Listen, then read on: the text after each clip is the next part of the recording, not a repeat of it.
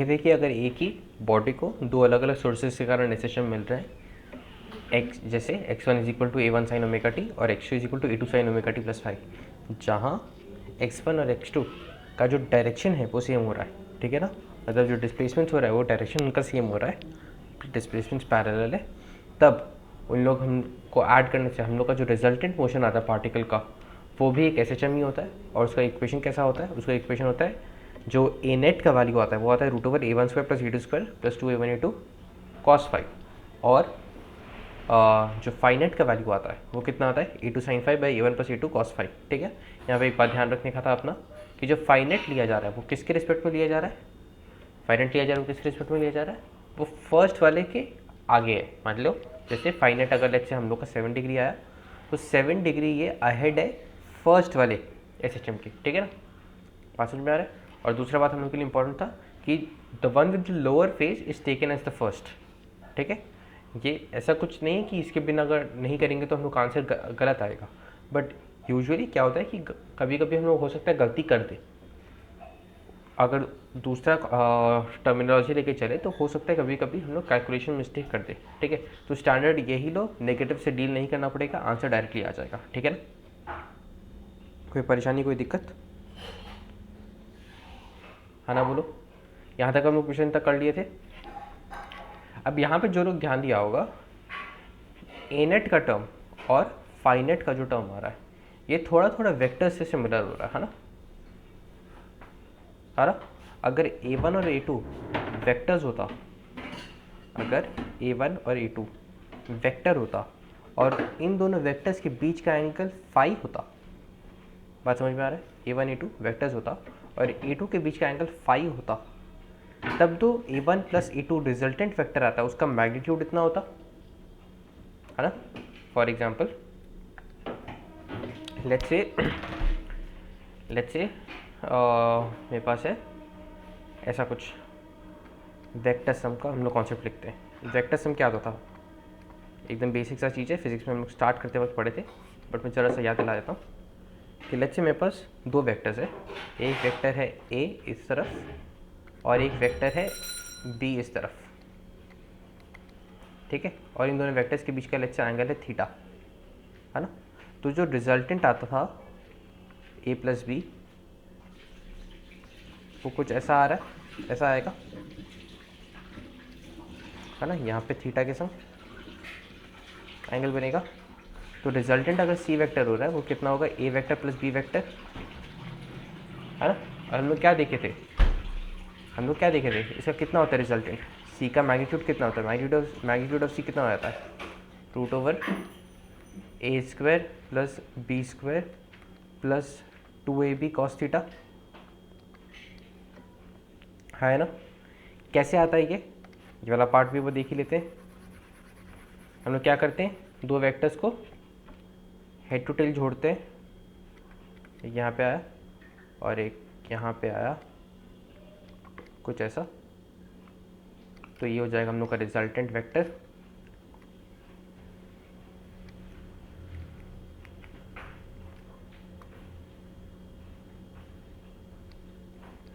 है ना। इनके बीच का एंगल कितना है,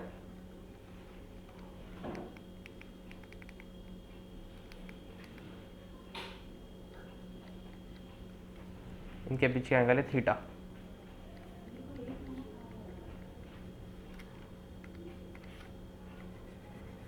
बात क्लियर है। ये हुआ वेक्टर ए, ये हुआ वेक्टर बी, ये हम लोग का रिजल्टेंट वेक्टर है सी। तो ये कितना हो जाएगा, ये हो जाएगा बी कॉस थीटा, ये कितना हो जाएगा बी साइन थीटा। तो सी का मैग्नीट्यूड में क्या लिख सकते हैं, this square plus this square, basically Pythagoras theorem, √, मैं इसके ऊपर मिटा देता हूँ और स्टार्टिंग से लिखते हैं ताकि सब लोग को कोई दिक्कत ना हो।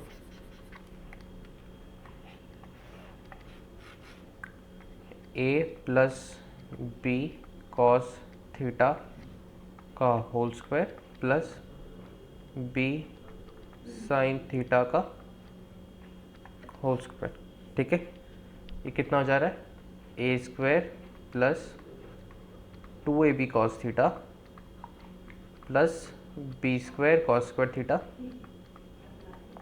Plus B square sine square theta. ठीक है, कितना हो जा रहा है? ए स्क्वायर, ये वाला टर्म तो बी स्क्वायर ही हो जा रहा है, A square plus B square plus 2ab cos theta. ठीक, ये हुआ हम लोग का सी। ठीक है ना, मैग्नीट्यूड ऑफ सी समझ में आया? क्या ऐसा ही कुछ आ रहा है हम लोग का? देखो यहाँ पे a1 square plus a2 square plus a1 a2 cos phi.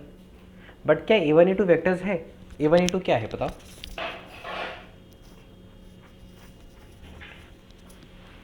a1 क्या है? फर्स्ट वाले SHM का एम्पलीट्यूड। a2 क्या है? सेकंड वाले SHM का एम्पलीट्यूड। a1 a2 तो यहाँ पे स्केलर्स है, a1 a2 तो एक मीटर है इसका यूनिट, है ना, तो स्केलर्स है, इसका तो कोई स्पेसिफिक डायरेक्शन नहीं है। बट अगर मैं a1 a2 को वेक्टर जैसे ट्रीट करूं, तब इनके बारे में जो हम लोग को निकालना है वो जल्दी से आ रहा है। फॉर एग्जांपल लेट्स से यहाँ पे ये एंगल अल्फा है, तो हम लोग क्या बोल सकते हैं? हम लोग टैन अल्फा कितना बोल सकते हैं? B sine theta by A plus B cos theta, है ना। तो अल्फा कितना आता है हम लोग का इधर से? tan inverse B sine theta by A plus B cos theta. ठीक है, यही आ रहा है देखो यहाँ पे भी। तो अगर मैं a1 और a2 को वेक्टर जैसे ट्रीट करूँ, तो जो रिजल्टेंट सुपरपोजिशन ऑफ SHM का आंसर आ रहा है वो हम लोग का आंसर डायरेक्ट लिया जा रहा है। तो ये a1 a2 को वेक्टर जैसे ट्रीट करना एक शॉर्टकट हुआ, है ना हम लोग का। हम लोग शॉर्टकट क्या यूज करें?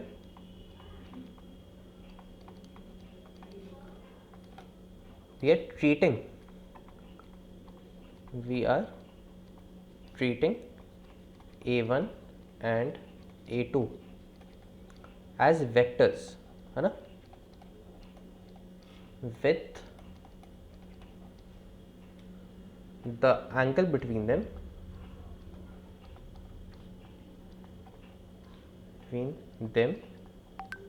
as the phase difference।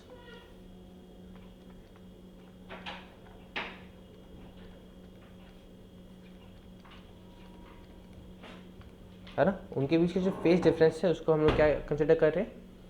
Angle consider करते हैं उन दोनों के बीच का, है ना। मतलब अगर लेट्स से मैं a1 को कुछ ऐसा समझा, a1 को ऐसा पकड़ा और a2 को कुछ ऐसा पकड़ा,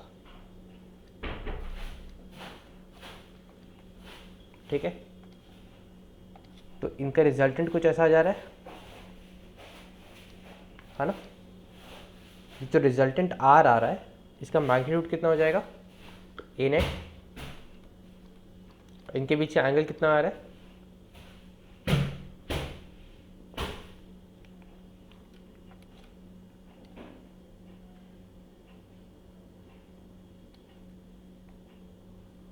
इनके बीच एंगल कितना है?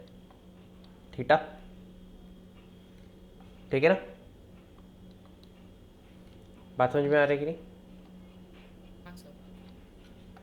जो क्या हम लोग का a2, तो ये कितना हो जाएगा? ऑब्वियसली a2 साइन थीटा और ये a2 कॉस थीटा।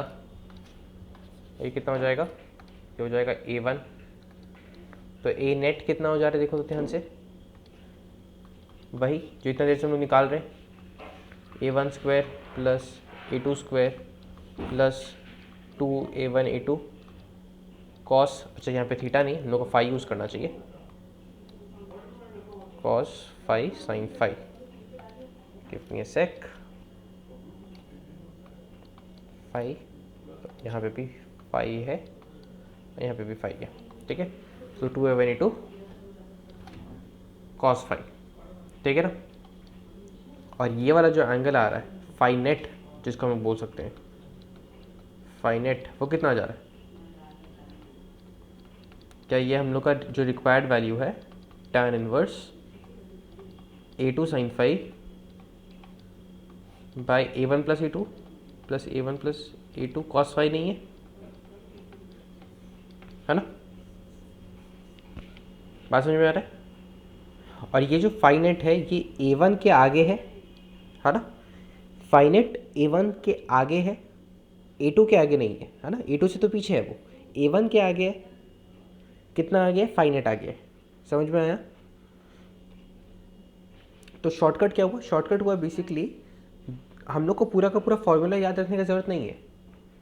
हम लोग को पूरा का पूरा फॉर्मूला याद रखने की ज़रूरत नहीं है। हम लोग क्या कर सकते हैं? हम लोग a1 और a2 को वेक्टर जैसे ट्रीट कर सकते हैं और इनके बीच का एंगल को फेस डिफरेंस ले सकते हैं। जो फेस डिफरेंस है इन दोनों वेक्टर्स के बीच का एंगल ले सकते हैं, तब ए नेट और फाई नेट हम लोग को जल्दी से आ जाएगा। बात क्लियर हो रहा है? हाँ है ना? चलो ऊपर वाला क्वेश्चन जो था ऐसे ही कर सकते थे हम लोग। देखो यहाँ पे, अच्छा मैं कॉर्नर में करता हूँ। कहाँ गया? ठीक है, तो यहाँ पे 10 है, 15 है और इसके आगे कितना है? 37 डिग्री है। तो ये कुछ देखो यहाँ पे जो डायग्राम है वेक्टर कुछ ऐसा दिख रहा है अपना जो शॉर्टकट है। शॉर्टकट से बेसिकली इसको फेजर्स बोलते हैं वो, ठीक है ना? जो फेजर शॉर्टकट बोल दो इसको, फेजर शॉर्टकट, ठीक है। तो यहाँ पे 10 आया, यहाँ पे 15 आया और इनके बीच एंगल कितना आ गया? 37 डिग्री, है ना? तो ये हम लोग अल्टीमेटली निकालना है ना। तो 37 हो जाएगा ये, तो ये कितना हो जाएगा? 15 cos 37। 15 cos 37 कितना होता है? 4/5, तो मतलब 12 आ गया। और ये कितना होता है? 15 sin 37 मतलब 3/5, है ना? मतलब 9। बात क्लियर हो रहा है? तो ये 9, तो अल्टीमेटली हम लोग के जो रिजल्टेंट आ रहा है ए नेट कितना हो जाएगा? 9 स्क्वायर प्लस 22 स्क्वायर, इधर से 9 स्क्वायर प्लस 22 स्क्वायर कितना हो जा रहा है? ये देखो 9 स्क्वायर 81, 22 स्क्वायर होता है हम लोग का 484। हम लोग का जा रहा है 565। क्या वही आया था हम लोग का पहले भी? हाँ पहले भी वही आया था। अब यहाँ पे अगर लेट्स से ये फाई नेट आ जा रहा है, जो फाई नेट का एंगल कितना हो जा रहा है? tan फाई नेट कितना हो जा रहा है? 9/22, है ना? तो फाई नेट कितना हो जा रहा है? tan inverse 9/22। यही एक्सपेक्टेड था, यही आया, ठीक है।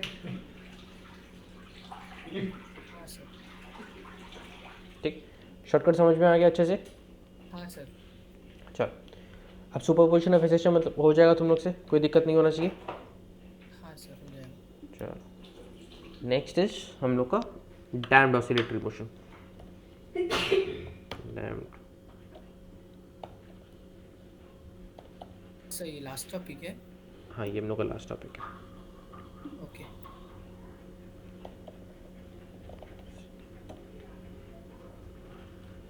मैं ऑसिलेशन पहले से सही लिखा हूँ, हाँ सही लिखा हूँ, ठीक है। Damped oscillations basically real world oscillations है, जहाँ पे ऑब्वियसली ऐसा नहीं होता है कि हम लोग एक पेंडुलम को लगा के छोड़ दें तो वो ऐसे से मोशन करता ही रहेगा। कभी ना कभी तो वो उसका एम्पलीट्यूड डिक्रीज होते वो कभी स्टेशनरी हो ही जाता है ना। वो स्टेशनरी क्यों होता है या उसका एम्पलीट्यूड क्यों डिक्रीज करता है? सर क्योंकि उसके आसपास के पार्टिकल्स भी उसको फोर्स लगा रहे होते हैं जो उसका वेलोसिटी कम होता है। फ्रिक्शन सिंपल है ना। एयर रेजिस्टेंस, फ्रिक्शन है ना। विस्कोसिटी तुम लोग अभी तक पढ़ा नहीं है, बट इंट्यूटिवली समझ में आ रहा है कि इस पे पीछे की तरफ से रेजिस्टेंस लगेगा, पीछे की तरफ से इसको रुकावट मिलेगा, है ना। तो रियल वर्ल्ड ऑसिलेशंस हम लोग के डैम्ड ऑसिलेशंस ये है, ऐसे सिंपल हमें एक पोर्शन है नहीं। डैम्ड ऑसिलेशंस सिंपल हमें एक नहीं होते हैं, ठीक है। डैम्ड ऑसिलेशंस सिंपल हार्मोनिक नहीं होते। क्यों? क्योंकि सिंपल हार्मोनिक होने के लिए क्या क्या होना चाहिए हम लोग का? पीरियोडिक होना चाहिए और ऑसिलेटरी होना चाहिए।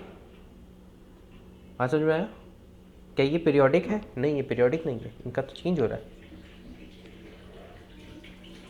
जब एसएचएम पढ़ा रहा था मैं, तब इंट्रोडक्शन कैसे किया था? पहला मोशन पीरियोडिक होना चाहिए, है ना? एक डेफिनेट पाथ पे रिपीट करना चाहिए।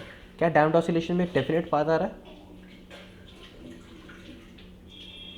क्या पाथ डेफिनेट है? पहले इतना दूर गया, अब इतना दूर जा रहा है, क्या पाथ सेम है?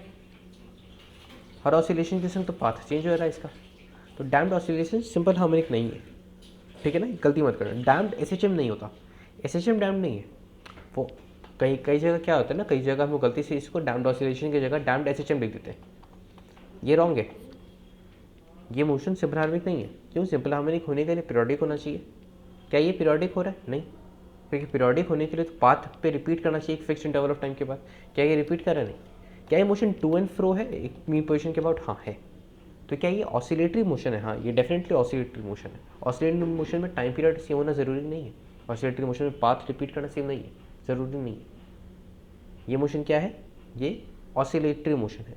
क्या ये एसएचएम है? नहीं। क्यों? क्योंकि ये पीरियोडिक नहीं है, ठीक है? I guess I am over explaining myself, but तुम लोग को बात समझ में आ गया होगा, है ना? Sure sir. अच्छा, तो सर सॉल्व करते हैं थोड़ा हम लोग।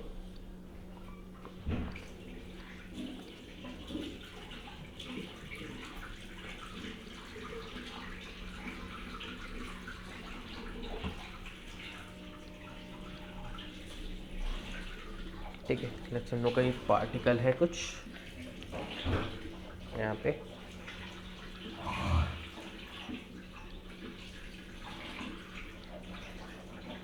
इसका लेक्चर मास एम है, ठीक है? आज में ये जो सरफेस हम लोग लेट्स से इसको स्मूथ ही मानते हैं, सरफेस के कारण कोई फ्रिक्शन नहीं आ रहा है, ठीक है? अब एक तुम लोग अपने आप से एक एक्सपेरिमेंट करो छोटा सा। अपना हाथ लो और हवा में थोड़ा हिलाओ, ठीक है? हवा में थोड़ा मूव करो, ठीक है? थोड़ा आस्ते मूव करो और थोड़ा ज़ोर से मूव करो, ठीक है? किस सिचुएशन में तुम लोग को हाथ के ऊपर हवा के कारण फोर्स ज़्यादा लग रहा है? अपना हाथ लेके, या मान लो तुम एक कपड़ा ले लिया, हाथ ले लिया, अपना हाथ ही समझ लो, ठीक है? थोड़ा इंट्यूटिवली समझ में आ ही जाएगा। तुम लोग मूव कर रहा है, एयर के अबाउट स्विंग कर रहा है हाथ को, ठीक है?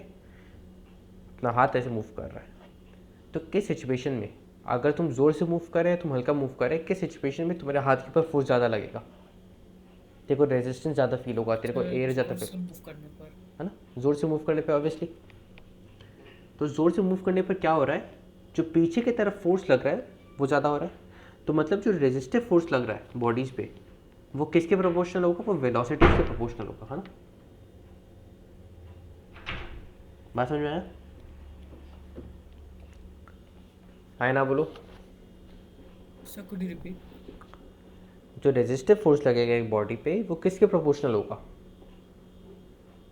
वेलोसिटी पे। वो वेलोसिटी के प्रोपोर्शनल होगा, ठीक है ना? और वेलोसिटी का ऑपोजिट होगा ऑब्वियसली, वेलोसिटी का ऑब्वियसली ऑपोजिट होगा,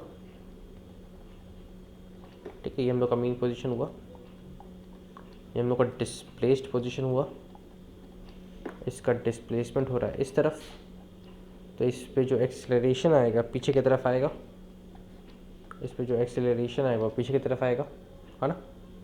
अब इस पोजीशन पे इसका वेलोसिटी दोनों तरफ हो सकता है, आगे की तरफ भी हो सकता है, पीछे की तरफ भी हो सकता है ना? अगर ये जा रहा है, मीन पोजीशन से दूर जा रहा है, तब तो वेलोसिटी अवे होगा, और मीन पोजीशन की तरफ आ रहा है तब वेलोसिटी मीन पोजीशन की तरफ होगा। लेट्स से हम लोग मान लेते हैं इसका वेलोसिटी इस पर्टिकुलर केस में कुछ पीछे की तरफ है, v, ठीक है? समझ में आया?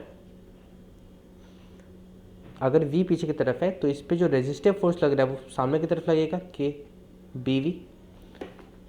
जो रेजिस्टिव फोर्स लग रहा है, यहाँ पे लिखते हैं एक रेजिस्टिव फोर्स। रेजिस्टिव फोर्स हम लोग क्या समझे?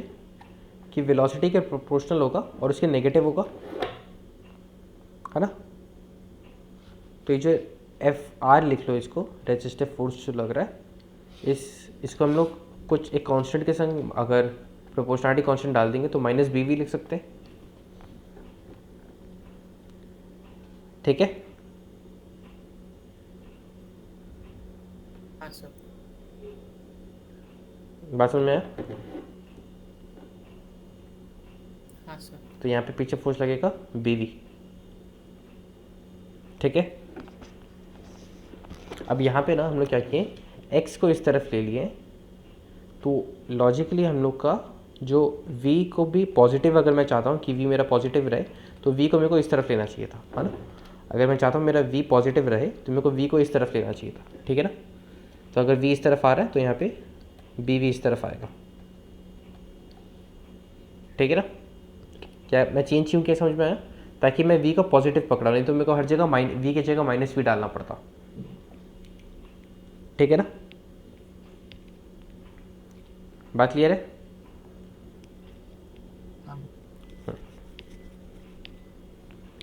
नेक्स्ट, तो हम लोग क्या बोल सकते हैं, अब यहाँ पे इक्वेशन लगाओ, एन एल का इक्वेशन लगाओ। बॉडी पे कौन कौन से फोर्सेस लग रहे हैं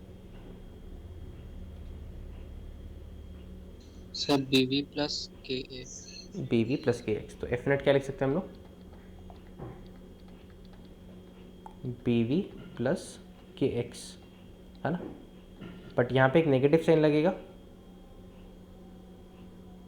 क्यों, क्योंकि बी वी और के एक्स तो दोनों नेगेटिव डायरेक्शन में है ना। तो एफ नेट क्या हो लिख सकते हैं हम लोग, यहाँ पे फिर से देखना, minus B we minus K x, ठीक है। और एफ नेट किसके बराबर होता है, एम ए के बराबर होता है। बात समझ में आया। चलो, अब यहाँ पे मैं तुम लोग को ऑलरेडी दिखा दिया हूँ कि बॉडी इस तरफ आएगा तो एक्सेलरेशन इस तरफ आएगा, बट एक्सेलरेशन को अगर मेरे को पॉजिटिव पकड़ना हो, ठीक है, यहाँ से जो एक्सेलरेशन आएगा वो नेगेटिव आएगा, इसका मतलब डायरेक्शन उल्टा कर देंगे। तो मैं डायरेक्शन ऑलरेडी उल्टा करके दिखा दिया हूँ, ठीक है। मेरा क्या मतलब है, लेट्स से यहाँ पे -3 आया एक्सेलरेशन का वैल्यू, -3 मीटर पर सेकेंड स्क्वायर, तब इसका मतलब ये नहीं कि 3 मीटर पर सेकेंड स्क्वायर ऐसे है, मैं माइनस ऑलरेडी इंक्लूड करके ये वाला एक्सेलरेशन वैल्यू लिखा हूँ, ठीक है ना।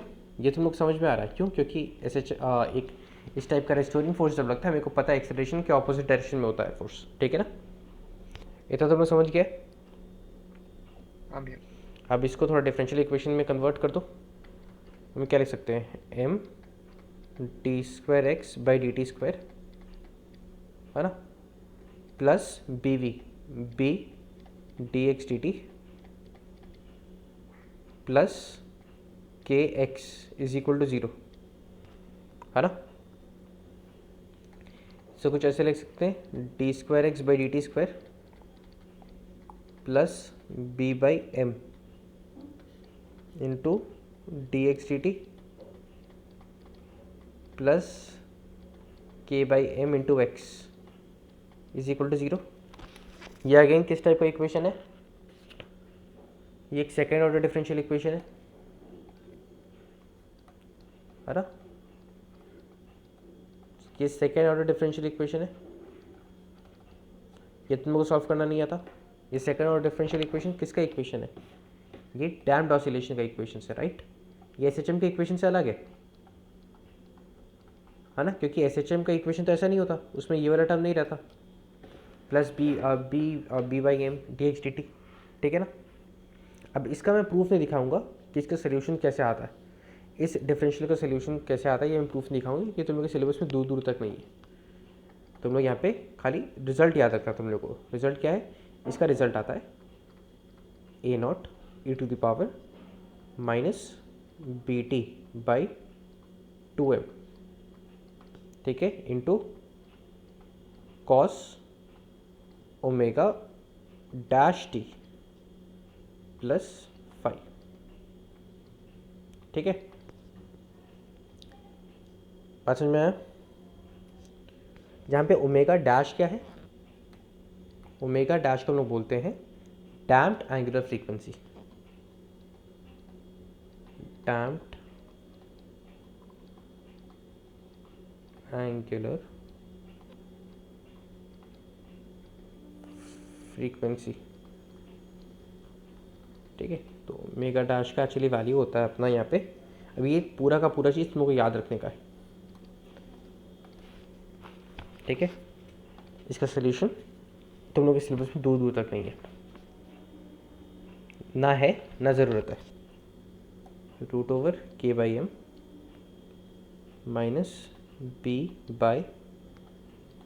-b/2m का होल स्क्वायर, ठीक है।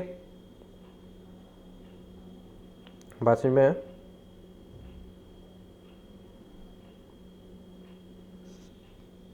बात समझ में आया कि नहीं आया? ये क्या है? Damped angular frequency. बेसिकली क्या हो रहा है ना, यहाँ पे देखो, ये तो हम लोग का ट्रिग्नोमेट्रिक टर्म आ रहा है और ये हम लोग का उसका एम्पलीट्यूड आ रहा है ना, ये हम लोग का एम्पलीट्यूड है या नहीं? अब एम्पलीट्यूड के संग यहाँ पे ये वाला एक टर्म मल्टीप्लाइड है, e⁻⁻x वाला टर्म। e⁻⁻x जो है इसका ग्राफ कुछ ऐसा होता है ना, यहाँ पे एक हॉरिजॉन्टल एसिम्पटोट बनता है, ठीक है ना। e⁻⁻x का ग्राफ कुछ ऐसा होता है। तो यहाँ पे जो एम्पलीट्यूड मल्टीप्लाइड है वो टाइम के संग संग कम होते जा रहा है, ये दिख रहा है तुम लोग को। ये जो एम्पलीट्यूड मल्टीप्लाइड है इस वाले टर्म के संग, इस ट्रिग्नोमेट्रिक टर्म के संग, ये टाइम के संग संग डिक्रीज हो रहा है ना। Yes sir. तो इसका जो ग्राफ बनेगा वो कुछ ऐसा बनेगा, ग्राफ प्लॉट करते हैं एक बार।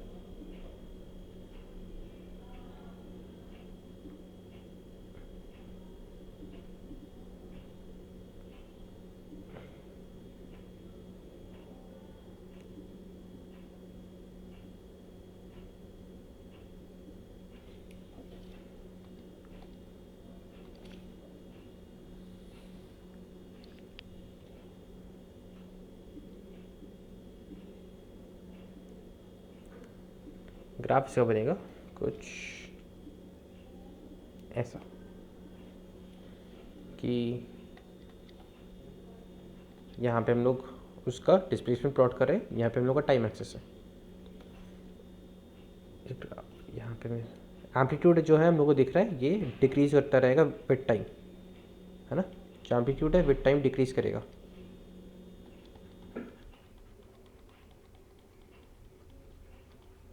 ठीक है ना। उसका ग्राफ बनेगा कुछ इस प्रकार।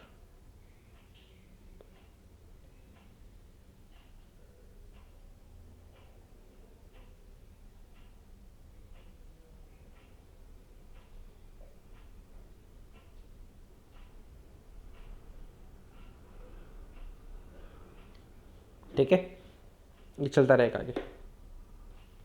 जो डॉटेड लाइन बना है ये क्या है? ये बेसिकली ये वाला टर्म है a0 e⁻⁻bt/2m, ठीक है।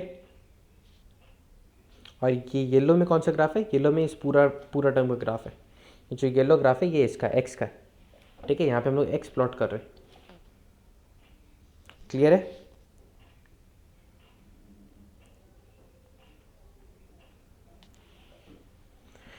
बात समझ में आया? यहाँ पे क्या हो रहा है, जो एनर्जी ऑफ ऑसिलेशन है वो कांस्टेंट नहीं है। जो एनर्जी है ना वो कांस्टेंट नहीं है।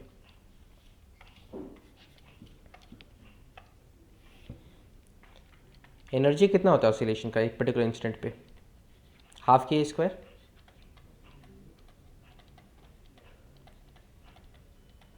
है ना, ½ k² बट हर इंस्टेंट पे तो ए का वैल्यू अलग अलग आ रहा है ना। तो हम लोग इसे क्या लिख सकते हैं? ½ k सब्स्टिट्यूट कर सकते हैं, a0 का वैल्यू a0² आ जाएगा e⁻⁻bt/2m, 2 ऊपर कट जाएगा, माइनस यहाँ पे कितना बच जाएगा बताओ? bt/m, क्योंकि 2 कट गया, ठीक है। ये आ जाएगा हम लोग का एनर्जी ऑफ ऑसिलेशन, ठीक है ना। इसको हम लोग कुछ ऐसा लिख सकते हैं, E at any particular instant is equal to, ये हम लोग का बेस एनर्जी हो गया, जिस एनर्जी के साथ बॉडी स्टार्ट किया था अपना oscillation, E naught E to the power minus B by M into T. ठीक है ना, कोई परेशानी? नहीं भैया। ठीक है। अच्छा, यहाँ पे ये जो कॉन्सेप्ट है ये खाली तुम लोग का मीन्स में है, ये एडवांस में नहीं आता है। ठीक है, क्योंकि मेमोरी बेस्ड है, समझने का कुछ है नहीं ज़्यादा, खाली पता होना चाहिए क्या टर्म क्या रिप्रेजेंट करता है। ये मीन्स स्पेसिफिक तुम लोग का टॉपिक है, ये एडवांस में इस पर क्वेश्चंस नहीं आते हैं, ये कॉन्सेप्ट एडवांस में इंक्लूडेड नहीं है। ठीक है, मीन्स ओनली। ठीक है, जो क्वेश्चंस होते हैं वो एकदम स्ट्रेट फॉरवर्ड होते हैं, डायरेक्टली तुम लोग को वैल्यू दे देगा और तुमसे पूछ लेगा। ठीक है ना। Time period at any particular instant क्या हो जाएगा, टाइम पीरियड क्या हो जाएगा 2 पाई बाई ओमेगा, और ओमेगा की जगह यहाँ पे क्या यूज़ हो रहा है ओमेगा डैश, तो 2 pi by omega dash use कर देंगे हम लोग, और क्या। ठीक है ना। Yes sir. ठीक, क्वेश्चंस मैं नहीं करवा रहा हूँ इसमें, ये वाले क्वेश्चंस तुम लोग का HCV में मिल जाएंगे, एकदम स्ट्रेट फॉरवर्ड क्वेश्चन है, वैल्यूज़ गिवन रहेंगी और पूछा रहेगा। ठीक है, कोई कॉन्सेप्ट ज़्यादा लगाना नहीं है इधर उधर, इसमें ज़्यादा कुछ माथापच्ची नहीं है। इन केस आया तो भी, और ये भी बहुत रेयर है कि इस पर क्वेश्चन आते हैं। ठीक है, मीन्स के लिए इंपॉर्टेंट है, एडवांस के लिए तो है ही नहीं। ठीक है, किसी को कोई परेशानी? नहीं भैया। चलो, तो with that we can end our S H M के कॉन्सेप्ट हो गए। थोड़े क्वेश्चंस हम लोग अभी भी कर सकते हैं, जितने क्वेश्चंस करें उतने कम है, इस टाइप के चैप्टर है। और आगे भी जितने भी चैप्टर्स करते रहेंगे हम लोग, ग्रेविटेशन हो गया, फ्लूइड्स हो गया, वेव्स हो गया, वेव्स का तो चलो ये मेजॉरिटी सेक्शन है ही, बट कोई भी चैप्टर हो गया, इलेक्ट्रोस्टैटिक्स हो गया, EMI हो गया, कोई भी चैप्टर, थर्मोडायनेमिक्स हो गया, सब में ये वाला कॉन्सेप्ट तुम लोग को मिल लग ही जाएगा। ठीक है, ये सब तुम लोग को लगाना, एसएचएम वाले कॉन्सेप्ट लगाने ही पड़ेंगे। ठीक है, कुछ क्वेश्चन हम लोग अभी भी कर सकते हैं। एक क्वेश्चन हो गया लेट्स से हम लोग का ये डबल स्प्रिंग प्रॉब्लम, ये वाला तुम लोग खुद से करने की कोशिश करो थोड़ा सा। लेट्स से मेरे पास यहाँ पे एक मास है m1, उसके संग एक स्प्रिंग कनेक्टेड है m2। ठीक है, स्प्रिंग कांस्टेंट इसका है k। तो इस सिस्टम का तुम लोग को टाइम पीरियड निकालना है। चलो,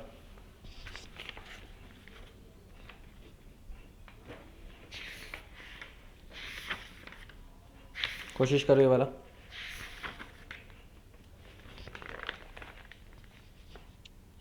sir 2 pi root over m1 m2 by m1 plus m2 k। ये तुमको आंसर याद था, अब चलो निकालो। सर याद नहीं था, ये तो ही सर दिख रहा है। Equation wise f is equal to minus K X के फॉर्म में निकालो इसको, शॉर्टकट में बता दूंगा जो तुमने यूज़ किया है।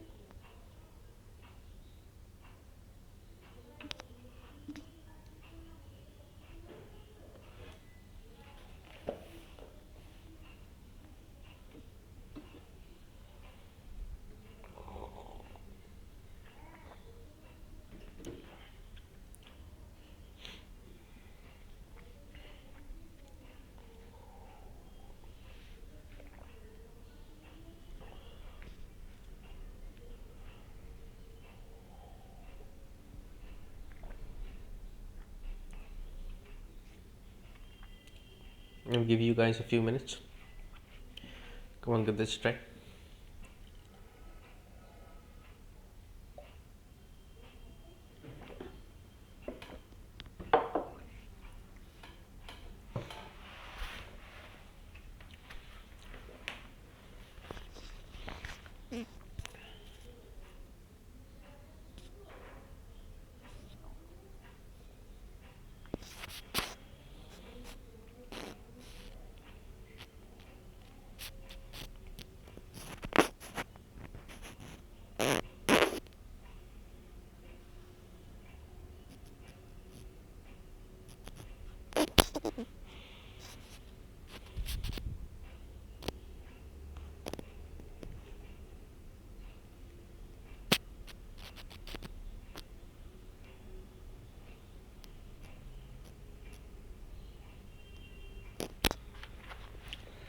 थोड़ा सा डायरेक्शन दे देता हूँ तुम लोग को, उसके बाद ट्राई करो।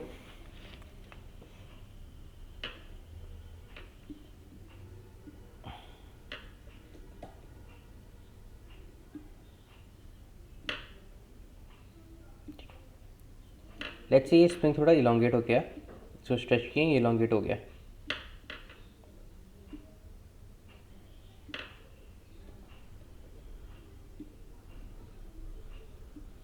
M1 थोड़ा इधर से और M2 थोड़ा इस तरफ, ठीक है। बेसिकली क्या हो रहा है, मान लो इसको ऐसे थोड़ा पुश कर दिए दोनों साइड से, कंप्रेस कर दिया और छोड़ दिए, तो ये सिस्टम पहले अंदर की तरफ जाएगा, फिर बाहर की तरफ आएगा, ठीक है ना, फिर अंदर की तरफ जाएगा, फिर बाहर की तरफ आएगा, है ना। इस टाइप से स्क्वीज़ होके एक्सपैंड होगा, है ना, स्क्वीज़ और एक्सपैंड होता रहेगा। तो उस टाइप का ये ऑसिलेटरी मोशन करेगा। किस टाइप का ऑसिलेटरी मोशन समझ में आ रहा है? छोटा हो रहा है, बड़ा हो रहा है, छोटा हो रहा है, बड़ा हो रहा है ना, कंप्रेस हो रहा है, एक्सपैंड हो रहा है, कंप्रेस हो रहा है, एक्सपैंड हो रहा है, ठीक है ना, दोनों साइमल्टेनियसली। हाँ ना, बोलो समझ में आया कि नहीं किस टाइप का? हाँ सर। ठीक है, let me just copy this।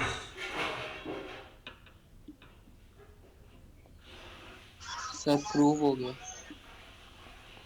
ठीक है, मैं करवा रहा हूँ, उसको देख ले वैसे किया है कि नहीं। इसको काफ़ी तरीका कर सकते हैं।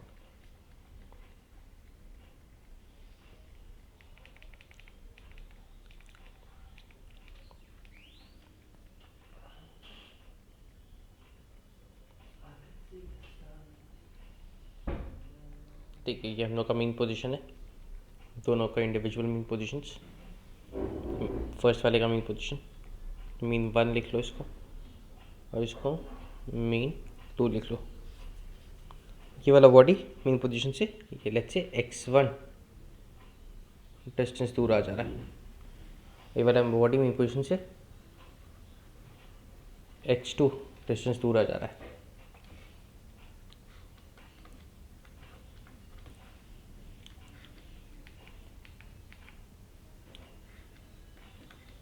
x1 डिस्टेंस, ठीक है।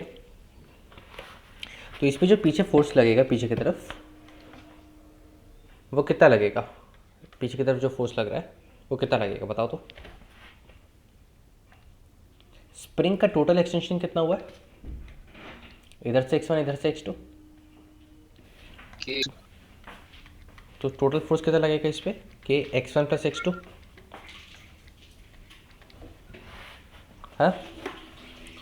और ऑब्वियसली अगर क्योंकि F हाँ, इन सर। दोनों सिस्टम का इंटरनल फोर्स है, तो इस पे F लग रहा है तो इस पे भी F लगेगा, इंटरनल फोर्स है F तो,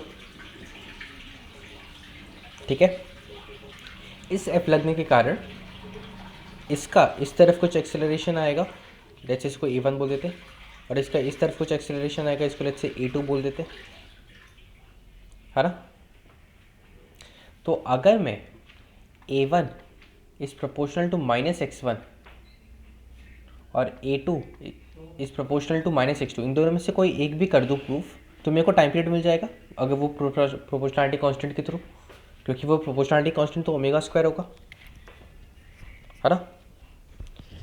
मेरे को दोनों में से किसी एक रिलेशन का काम है, हाँ सर। तो वो कैसे निकाल सकते हैं हम लोग?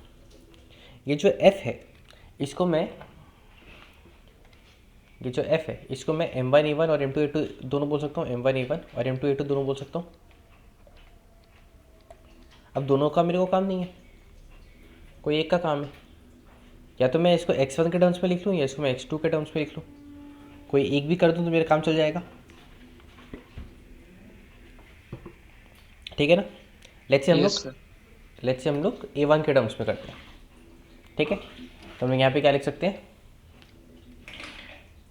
हम यहाँ पे क्या लिख सकते हैं? Therefore m1 a1 is equal to k x1 plus x2, ठीक है। अब यहाँ पे एक माइनस भी लगेगा, क्यों? क्योंकि देखो x1, अच्छा माइनस जो थोड़ा सा बाद में लगाते हैं, थोड़ा ज़्यादा क्लियर होगा। हम लोग एक और रिलेशन लिख सकते हैं कि सेंटर ऑफ मास तो इस सिस्टम का कांस्टेंट रहेगा, क्योंकि कोई एक्सटर्नल फोर्स नहीं लग रहा, centre of mass remains at rest, है ना। अगर सेंटर ऑफ मास हाँ भैया। रेस्ट पे रह रहा है तो m1 x1 और m2 x2 बराबर होगा, है ना। m1 x1 is equal to m2 x2 होगा, सेंटर ऑफ मास तो रेस्ट पे है। तो x2 को मैं क्या लिख सकता हूँ, x2 को मैं m1 x1 बाई m2 लिख सकता हूँ। देखो वहाँ पे क्या हो जाएगा, तो m1 a1 is equal to k x1 plus x2 की जगह m1 x1 बाई m2 लिख सकते हैं कि नहीं। तो m1 a1 is equal to k m1 plus m2 ऊपर आ जाएगा, बाई नीचे m2 आ जाएगा, और यहाँ पे बाहर x1 आ जाएगा, है ना। Yes sir. तो a1 का वैल्यू कितना आ जा रहा है, a1 का वैल्यू आ जा रहा है k into m1 plus m2 by m1 m2, है ना। ये टर्म आ जा रहा है इंटू x1। अब यहाँ पे एक माइनस आएगा, क्यों सोचो, क्योंकि x1 तो हम लोग लिए हैं इस डायरेक्शन में और a1 आ रहा है इस डायरेक्शन में। यहाँ पे एक माइनस आएगा, माइनस डालना पड़ेगा हम लोग को अगर वेक्टर्स का हम लोग बात कर रहे हैं तो, ठीक है ना। तो क्या यही टर्म हम लोग का ओमेगा स्क्वायर नहीं हो गया, omega square is equal to k by m1 m2 by m1 plus m2।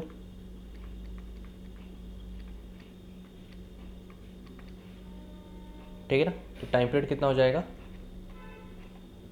2 pi root over m की जगह क्या डाल रहे हैं हम लोग यहाँ पे, m1 m2 by m1 plus m2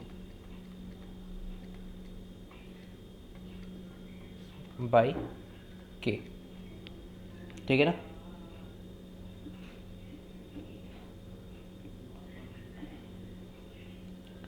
clear हो गया बात।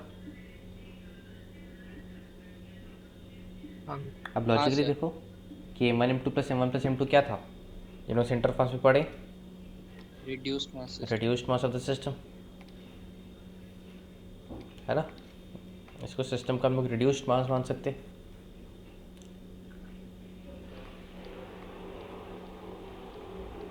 रिड्यूस्ड मास, ठीक है। तो इस सिस्टम को डायरेक्टली हम लोग इतना बड़ा सॉल्व करने के बजाय इसे हम लोग डायरेक्टली रिड्यूस्ड मास के पकड़ के भी कर सकते थे, इतना पूरा नहीं करना पड़ता हम लोग को, है ना। बात समझ में आया कि नहीं।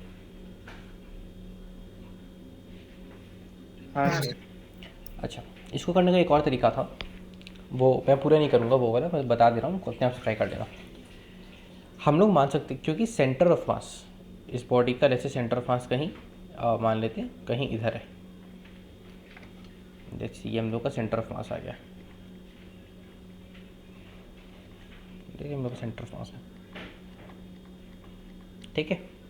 तो सेंटर ऑफ मास तो फिक्स्ड है ना। तो हम लोग क्या मान सकते हैं कि जो m1 है उसका जो फिक्स्ड पॉइंट है वो सेंटर ऑफ मास है, ठीक है।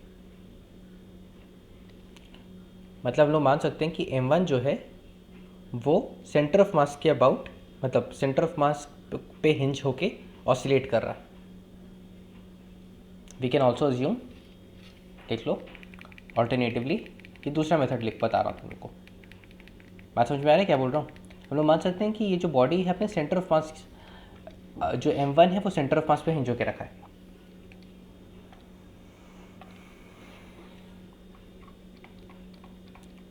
Alternatively, we can assume m1 is oscillating with its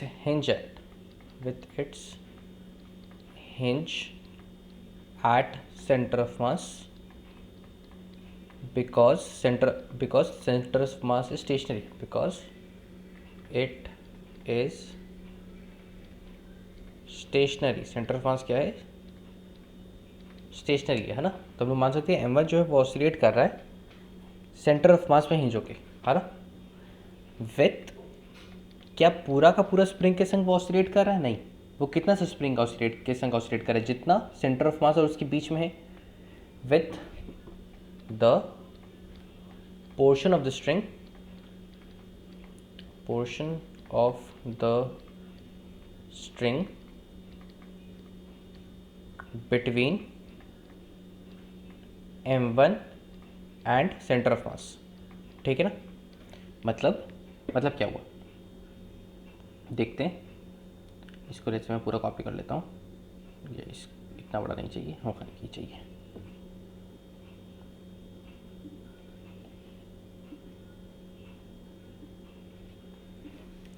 ठीक है.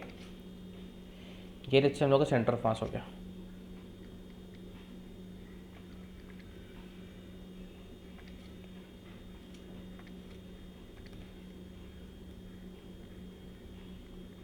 ठीक है, मेरा सेंटर ऑफ मास हो गया.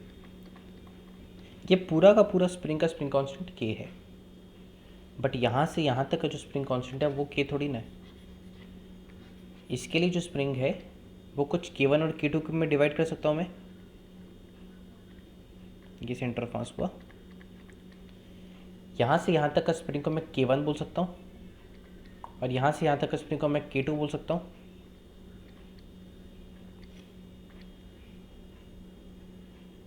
ठीक है ना. और k1 और k2 किस में है? सीरीज में है. k1 k2 सीरीज में होके क्या रिजल्ट कर रहा है?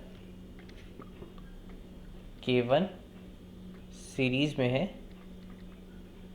k2 और रिजल्ट कर रहा है टोटल k में, है ना. और यहाँ से यहाँ का डिस्टेंस कितना है? x1. और यहाँ से यहाँ तक का यहाँ L1 L2 लेना चाहिए क्योंकि x1 मैं ऑलरेडी यूज़ कर रहा हूँ पहले से L1. और यहाँ से यहाँ तक को मैं L2 बोल सकता हूँ.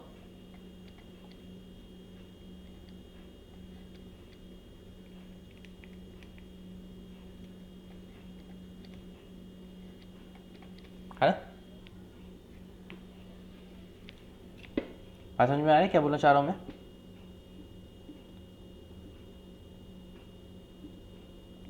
सेंटर ऑफ मास वाला कॉन्सेप्ट का यूज़ करके क्या मैं L1 L2 निकाल सकता हूँ? L1 का वैल्यू कितना हो जाएगा बताओ.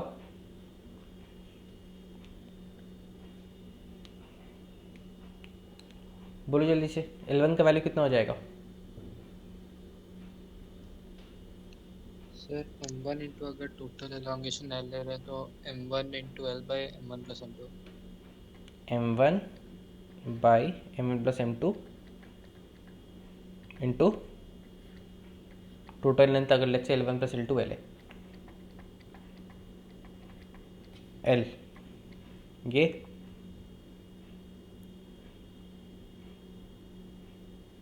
हाँ सर. नहीं m2.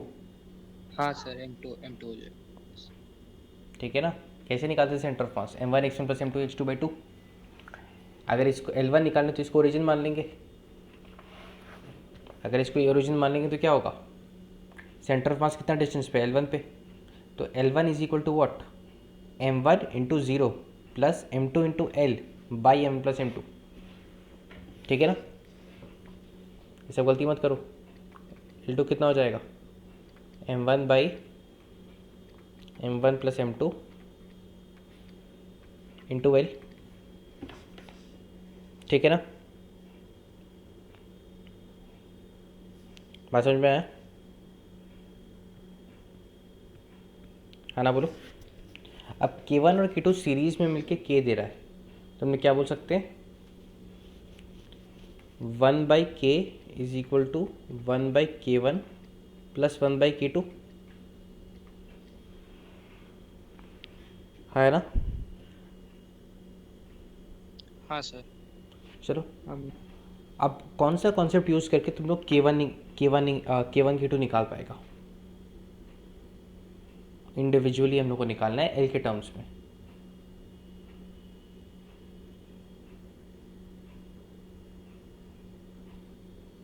Sir K1/L1 equals K2/L2, उसको यूज करके। K1/L1, नहीं, K1 into L1 K1 equals to into L1 is equal to K2 into L2। L2।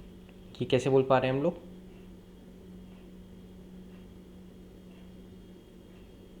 Sir वो उसका spring constant is inversely proportional to the length. Spring constant inversely proportional to well, spring का property होता है एक particular spring का KL for, ये हम लोग किए भी हैं पहले, spring KL is equal to constant. therefore हम लोग क्या बोल सकते हैं? therefore K1L1 is equal to K2L2 is equal to KL। ठीक है ना? बात समझ में आया? तो K2 को सब्स्टिट्यूट हम लोग कैसे कर सकते हैं? K1L1 बाई, या हम लोग इसको डायरेक्टली थोड़ा ऐसे लिख लेता हूँ मैं, हम लोग को दिख रहा है ये फ्रैक्शन के टर्म्स में आ रहा है, डायरेक्टली फ्रैक्शन में कैसे लिख सकते हैं? K1 is equal to what?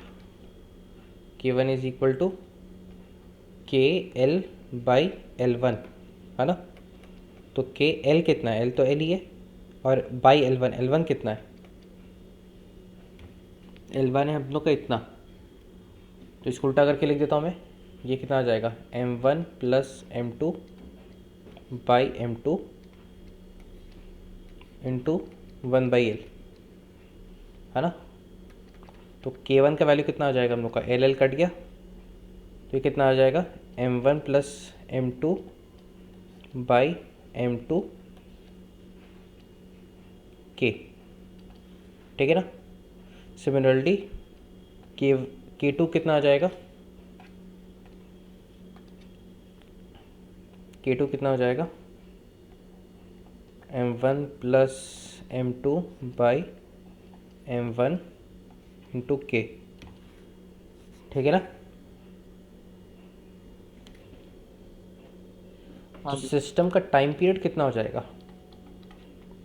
2π√/M1 by K1, है ना? अब डालो यहाँ हाँ पे सर।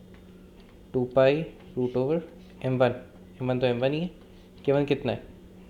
K1 है हम लोग का M1 plus M2 by M2 into K। ये ऊपर चला जाएगा obviously, 2π√/M1 M2 by M1 plus M2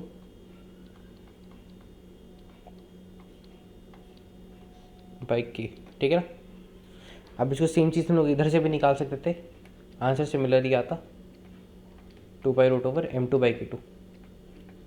ठीक है? सेम। ठीक है ना? बात समझ में आया? आई टोल्ड यू मैं पूरा नहीं करूँगा, बट छोड़ यू नहीं पे। किसी को कोई डाउट है?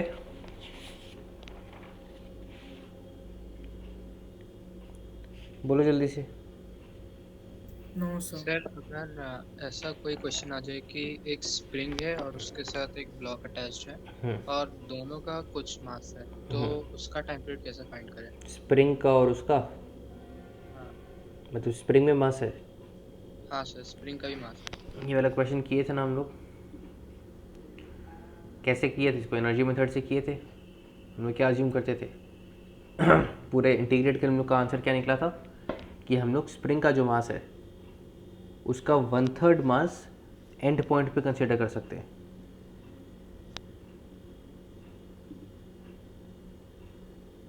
भूल गया? उस दिन का क्लास में था तुम? नहीं सर, नहीं था एनर्जी मेथड में किए थे ये वाले सवाल। सर, मतलब कंजर्वेशन ऑफ एनर्जी लगा दी थी। कंजर्वेशन ऑफ एनर्जी लगा था। हाँ सर। एनर्जी मेथड वाला लेक्चर देख लेना पूरा, इंपॉर्टेंट है। यस। एडवांस्ड में एनर्जी मेथड से ही मेजॉरिटी क्वेश्चंस होंगे अगर तुम्हारा रोटेशन वाला सेक्शन इन्वॉल्व है, ठीक है। और ये तो एक स्टैंडर्ड क्वेश्चन है, इसमें बार बार इंटीग्रेट करने का भी जरूरत नहीं है। तो ये वाला रिजल्ट याद रख सकते हैं कि एम बाई जो स्प्रिंग का मास है उसका 1/3 मास हम लोग एंड पॉइंट कंसिडर कर सकते हैं, ठीक है। हाँ सर। चलो।